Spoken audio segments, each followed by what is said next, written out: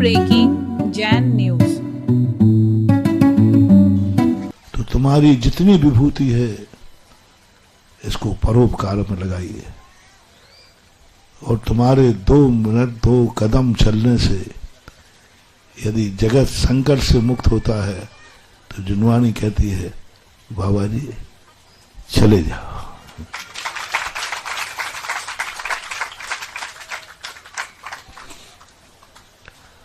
शुरू में हम लोगों को भैयावृत्ति नहीं कराते थे, आदत भी नहीं थी। पूरी बात नहीं बता रहा हूं। तो आचार्य श्री से हम लोगों ने कह दिया, तो आचार्य श्री कहते हैं मुझे भी जरूरत नहीं है। तो हम लोग घबरा रहे, कहीं आचार्य श्री, हम लोगों ने तो इसलिए कहे थे कि आप लोगों से भैयावृत्ति नहीं कराओ, कारण कई थे। तो आचार्य श्री ने तुरंत कहा मुझे भी जरूरत नहीं है।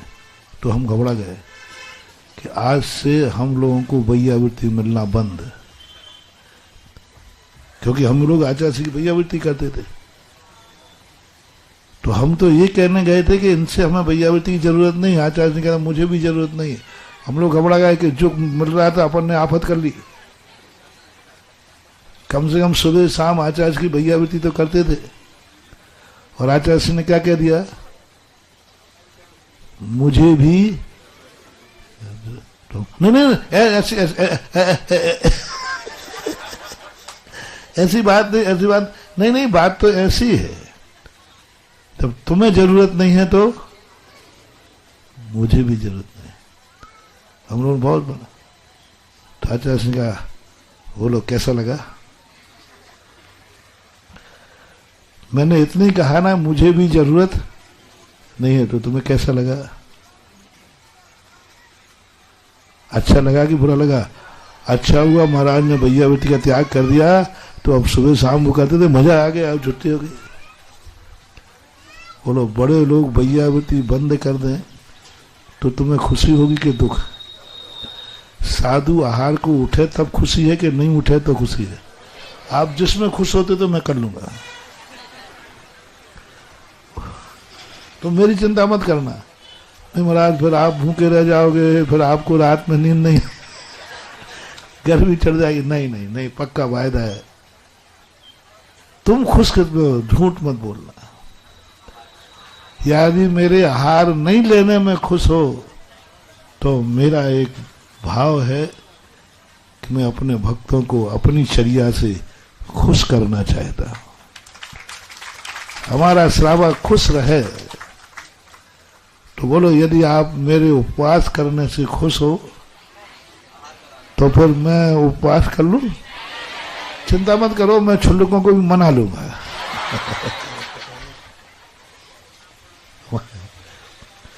उपवास की सुनते कैसा लगा?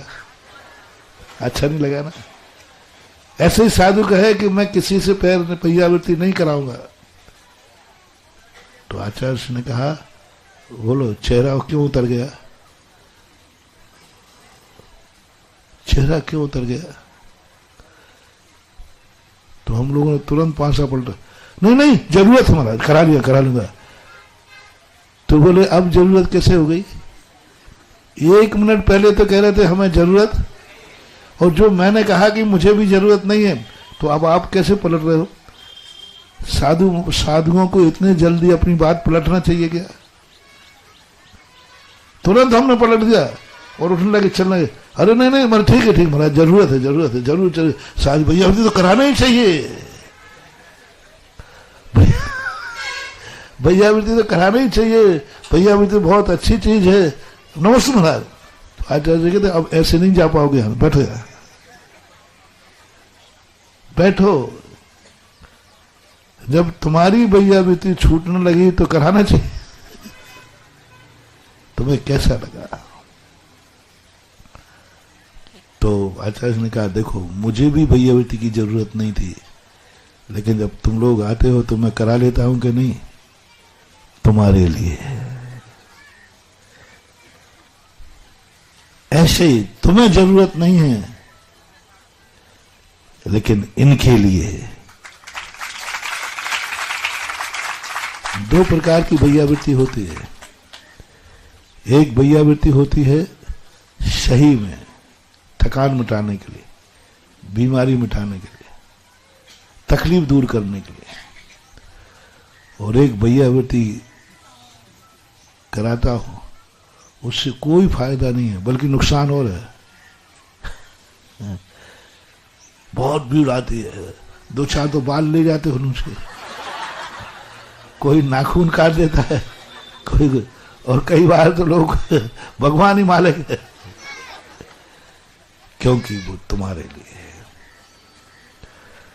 ग्रस्त का कैसे कल्याण होगा? ग्रस्त वज्र सब नाराज संगन कब बांधेगा? ग्रस्त में रोग कब होगा? तुम में तो रोग सहन करने की शक्ति है, लेकिन ग्रस्त यदि औषधि दान नहीं देगा तो इसका क्या होगा? इसलिए कभी कभी औषधि दान श्रावक के लिए भी ग्रहण किया जाता है, पर के लिए भी होती है क्रियाएं, पर के लिए भी क्रियाएं होती हैं। जब हम स्वयं में नहीं रह पाते हैं तब पर से लेना नहीं।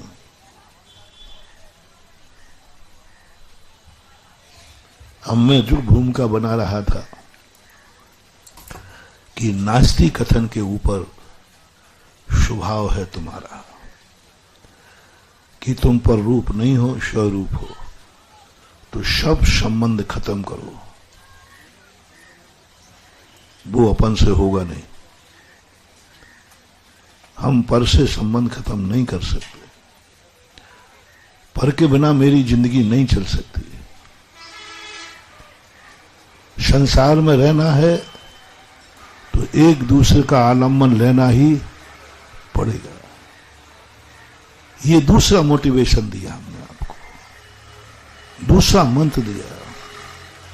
या तो बाहुबली बन जाओ, तुम्हें कोई जरूरत नहीं, कोई तुम्हारी सेवा करने नहीं आएगा। सांप चढ़े तो भोगना, बेलें चढ़े तो भोगना, छिपकुली चढ़े तो तुम जानो तुम्हारा, तुम्हें दुनिया से मतलब नहीं तो दुनिया को तुमसे मतलब नहीं। यदि इतनी क्षमता हो कि मुझे किसी दुनिया की जरूरत नहीं है, मैं उपसर्ग परिसरों से नहीं डरता हूं, मैं सांप बिच्छुओं से नहीं डरता हूं, मुझे कोई मार नहीं सकता, मैं तो अमर हूं, मैं तो अमर हूं। हम अब अमर भये न मरेंगे। यदि ऐसी अनुभूति हो जाए हमारे द्रव्य गुण पर्यायों में तो फिर कोई मतलब नहीं है मानो।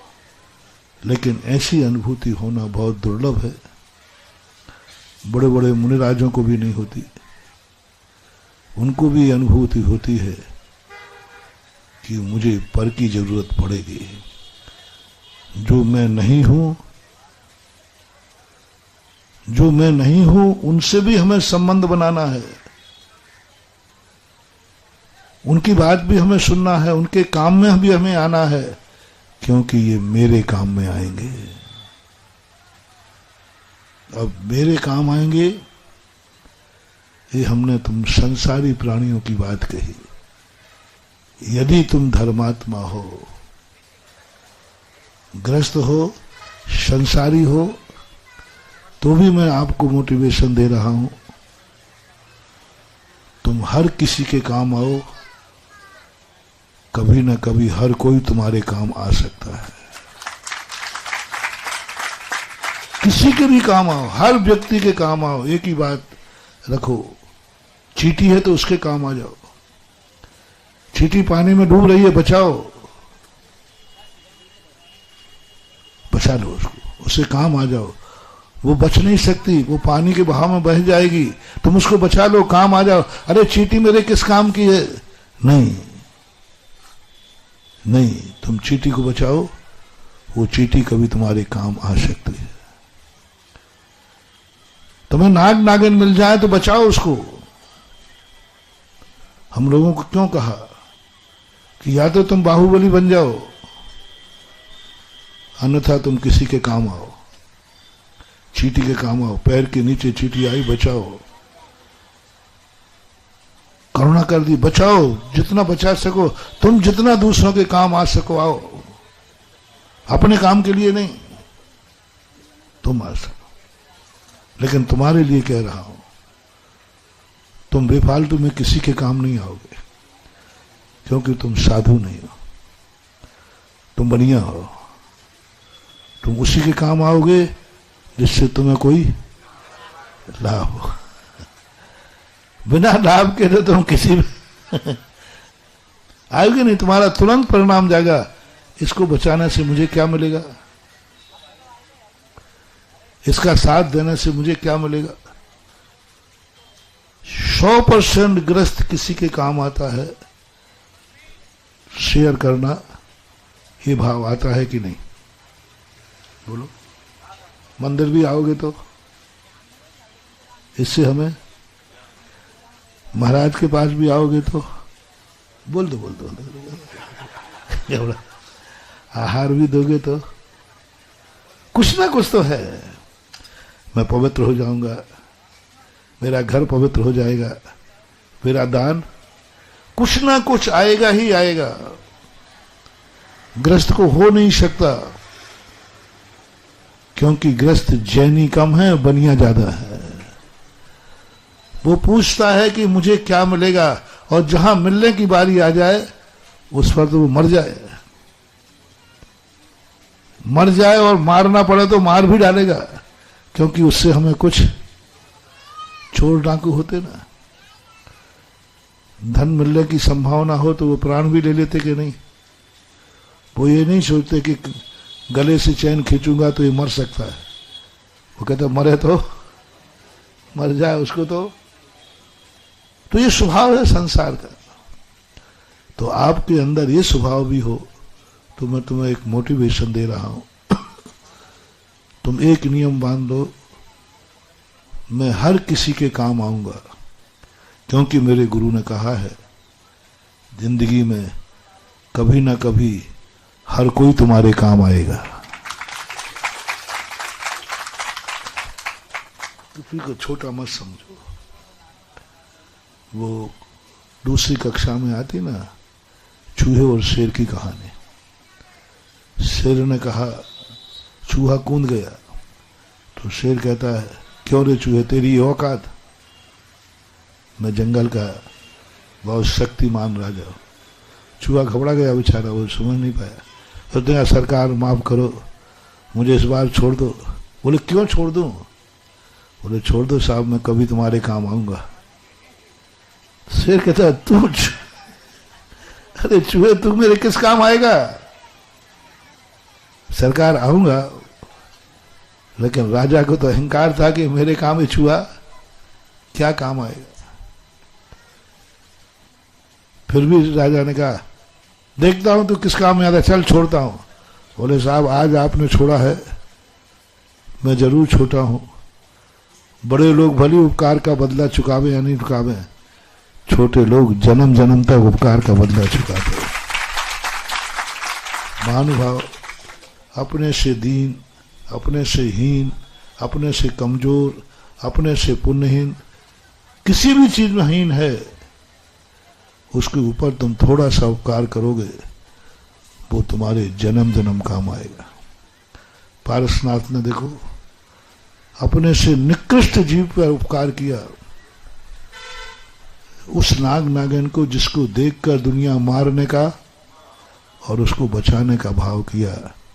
अगले भाव में जाकर के भी और नाग नागिन के जीव ने पारसनाथ के संकट को,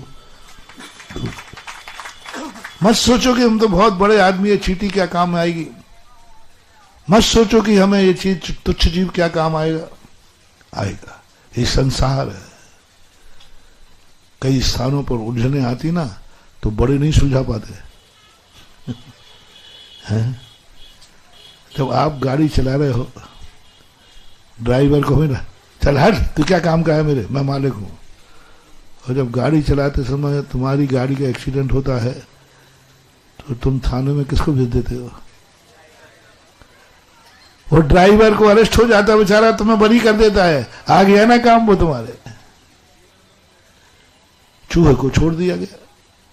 चूहे ने आकर के एक दिन बहेरिया ने जाल बिछाया, शेर फंस गया, उलझता जा रहा। बड़े बड़े शेर आ गए, लेकिन अब जाल में से शेर क्या करे। हाथी आ गए, सारे जंगल के राजा जितने थे सब राजा साहब को दुखी देखकर आ गए, लेकिन सब देख रहे हैं, कोई की क्या करेगा बताओ। बस एक वहां में लोमड़ी आ गई। लोमड़ी तो चालाक होती है। उन्होंने कहा राजा साहब इस समय तो एक ही व्यक्ति है तुम्हें बचा सकता है। बोलो उसका नाम क्या है? चूहा। तो चूहा तो बेचारा दूर खड़े थे, देखो मजा आएगा। अब चूहा, नहीं साहब, राजा साहब मैं किस काम आ सकता हूं? ये बड़े बड़े हाथी घोड़े खड़े हैं, ये काम आएंगे, मैं तो चूहा हूं। सब समझ गए कि इसको तेल लगाना पड़ेगा। नहीं साहब मैं क्या काम आता, मैं तो चलता हूं। सबने कहा अरे चूहा राम। अब चूहा जो कुछ नहीं काम करता, अब उसको क्या बना दिया आपने? राम, भगवान बना दिया। राम है ना भगवान। हे चूहा राम। जब शेर ने खुद कहा हे चूहा राम, पुरानी बात है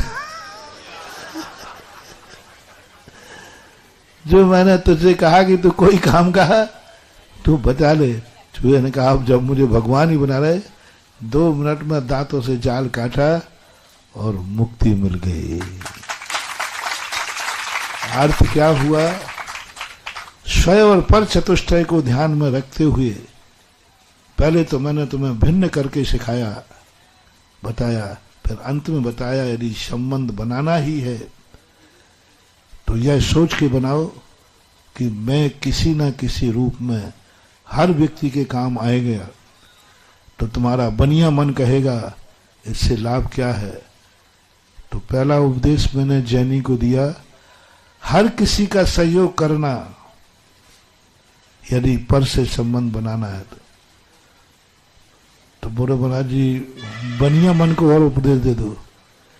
तो बनिया मन को उपदेश है कि हर व्यक्ति का सहयोग करना, क्योंकि जिंदगी में दुनिया में वो भी तुम्हें कभी काम आ सकता है, वो भी काम आ सकता है। ये बनिया के लिए लोभ है, वो भी किसी के काम आ सकता है। और जैनी का लोभ क्या होता है? आपका समय आ हुआ। महावीर भगवान की